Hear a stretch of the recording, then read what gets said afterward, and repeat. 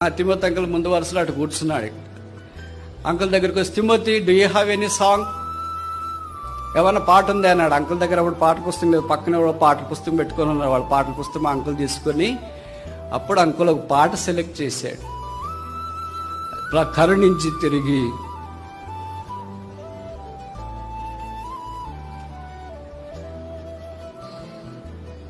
సమకూర్చు ప్రభువా, క్షమాపణ, నేను నిన్ను వేడుచున్నాను.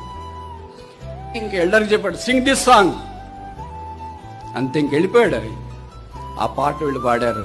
తర్వాత అంకులు వచ్చి, దావీదు సమస్తమును సమకూర్చుకొని నన్ను వాక్యం చెప్పాడు. ఆల్టర్ కాలిస్తే సగానికి పైన ప్రజలు లేచి నిలబడి ఏడ్చి సమర్పించుకుంటూ వచ్చి, ఏమైనా దినాలు,